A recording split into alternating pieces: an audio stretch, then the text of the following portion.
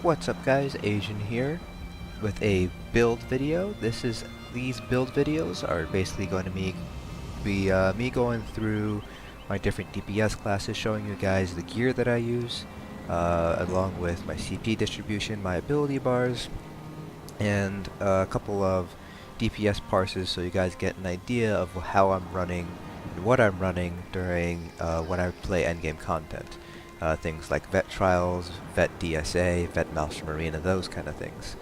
Each build is going to have its own separate video, so for instance my Magicka Sorcerer, I have about 3 or 4 builds. They're each going to be in separate videos. Quick disclaimer, I'm going to just say this right at the beginning, all of my gear is best in slot.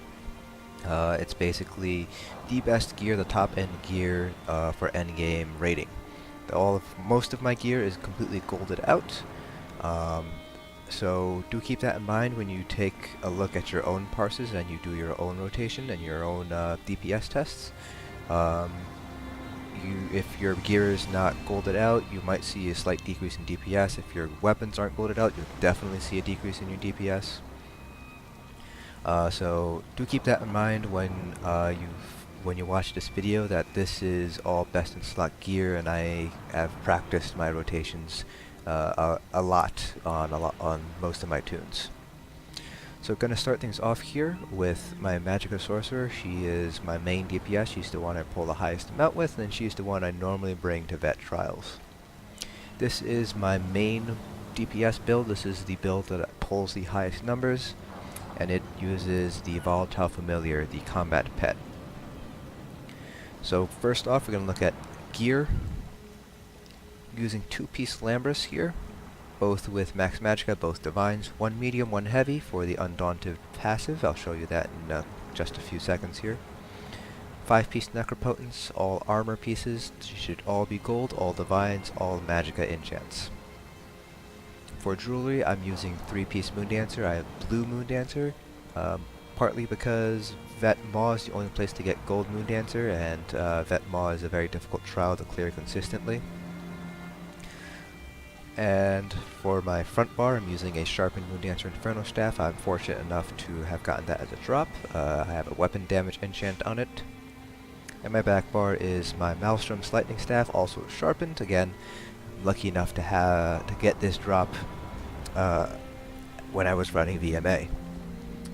One thing to keep in mind, you can swap these 2 bars out. Part of it does depend on your composition of your team. For instance, if you're a healer, if you know your team's going to have almost 100% uptime on Lightning Wall, you can use a double Inferno setup instead. So you have a sharpened Maelstrom Inferno Staff instead. That'll boost your DPS up by anywhere between, I think, 2 and 5k if you have your light weaving down. But for 4-man content, definitely you're going to want to keep your VMA Lightning Staff for that off balance. Attributes, I have all 64 points into Magicka, no points into health. I don't believe you need any points into health to hit that 17k health cap. You can see I just barely hit it. 17k is going to be the health cap you're going to want to aim for endgame content. That just makes you a lot more survivable. Magicka Sorcerers, especially pet builds, have the advantage of having some more health when your pet's active. So you do have some extra survivability as a Magicka Sorcerer. So here my spell damage is just under 2100. That's kind of the spell damage you're going to want to shoot for, around 2100. Anything below 2000 is kind of on the low end of things. Spell crit here is 58.7. That's pretty much as high as it's going to go. If you're using Infallible Aether jewelry instead of Moondancer jewelry, you'll see just over 61% crit chance. But you kind of want to hover anywhere between 59 to 61% crit chance. For my bars, my front bar here, this is with the Inferno Staff, I have Crystal Fragments. Crushing Shock, you can use Force Pulse, but the DPS difference is marginal at best. And Crushing Shock is more useful because it'll interrupt enemies that are using challenge abilities that are casting. I find Crushing Shock to be more useful than Force Pulse. It's worth giving up that little bit of DPS. Volatile Familiar, this is going to be your mainstay. Haunting Curse and Inner Light. So I'm using Haunting Curse because I do have non-pet builds. For some endgame fights you won't be able to use your pet. So I have Haunting Curse to help increase my flexibility. You can use Daedric Prey, but on non-pet builds you're going to see a decrease in your DPS if you're using Daedric Prey versus Haunting Curse. And it's also going to hurt your sustain because you're going to have to cast Daedric Prey basically almost twice as often. Ultimate is Shooting Star. My back bar, this is a Lightning Staff. I am an Execute, Mage's Wrath. Liquid Lightning, got a double bar my familiar. Got Elemental Blockade. And I have my shield. And my ultimate here is going to be the Destro ulti, Thunderous Rage.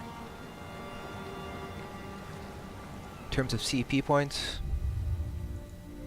this is a CP that I use for most endgame content. 75 Arcanus, 75 Tenacity.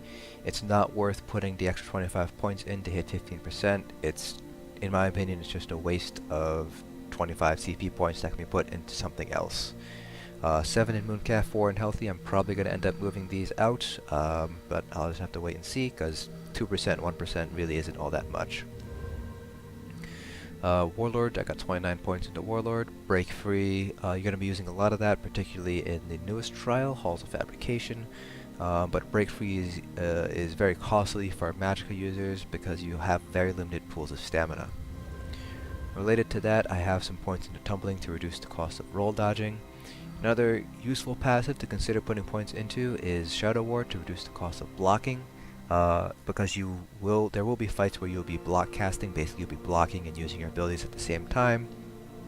So putting points into Shadow Ward will help decrease the stamina cost while you're block casting. 56 into Elemental Expert, 34 into Elfborn, 26 into Master at Arms, 19 into Staff Expert. I have a little bit more points into Staff Expert than most builds because I do run a heavy attack build from time to time. Particularly on Halls of Fabrication, where there's Magicka Drain is a huge issue, so I do have points in the Staff Expert just so I don't have to pay the 3,000 gold every time I want to respec. 75 into Thaumaturge for the Exploiter passive. I'm still playing around a little bit. I still have to do a couple more tests to see if the 75 points in Thaumaturge is the best. I've been hearing secondhand reports that Exploiter is actually not a need to have passive post Morrowind, but again I'll have to see on my own testing, both in solo DPS parses with a healer parse and in a group scenario, because I believe the usefulness of this passive is really going to depend on your team. So for right now, since I'm running Lightning Wall, I'm still going to keep Exploiter for right now. Important note about Warrior, put points into Hardy and Elemental Defender before anything else. If you don't do that, you won't get the full mitigation. There's just some sort of bug in the system. Don't know if it's going to be corrected, but keep that in mind. Put it into Hardy and Elemental Defender before anything else. 14 points into Thick Skin, probably going to move more points into Thick Skin from elsewhere. There's not as many damage over time effects in endgame content, but it's still useful to have it because the damage over time effects that are in endgame content tend to be pretty severe, and that's what's going to kill you the most often.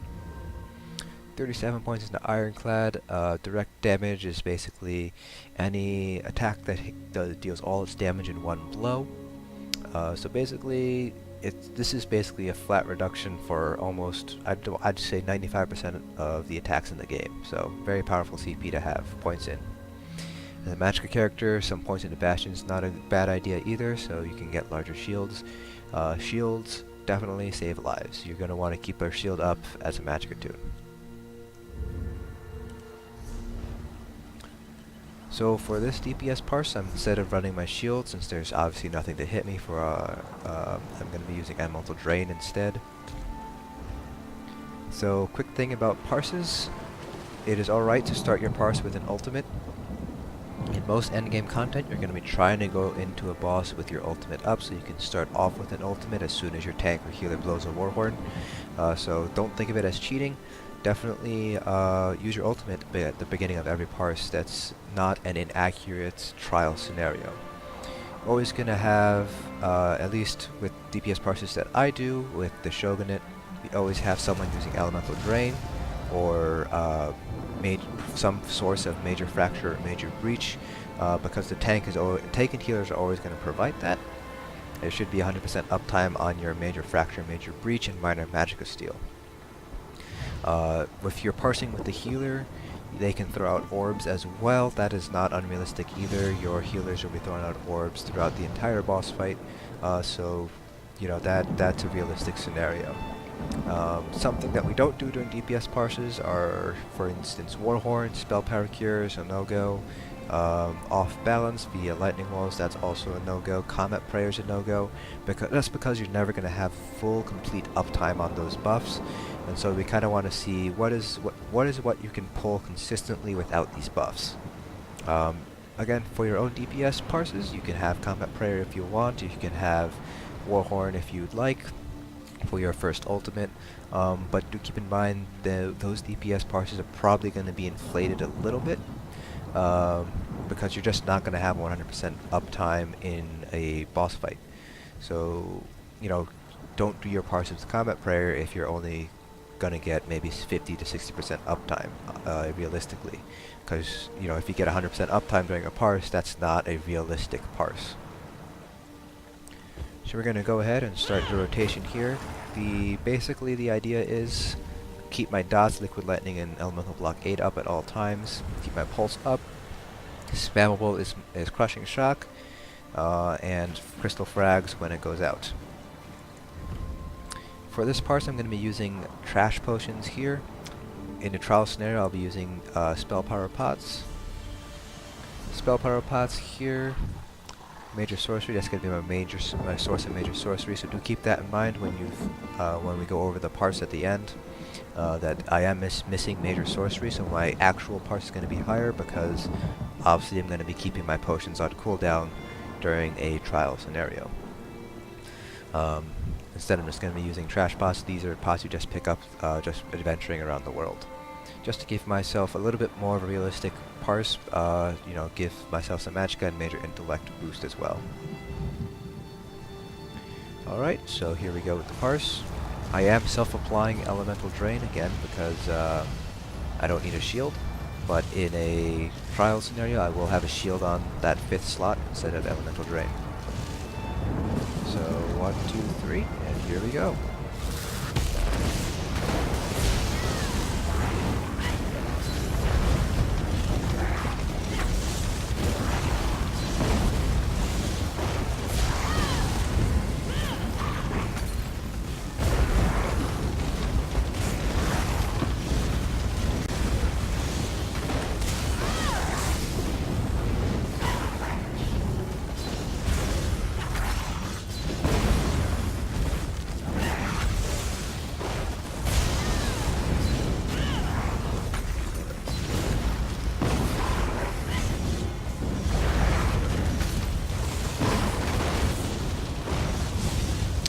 Parse a little bit.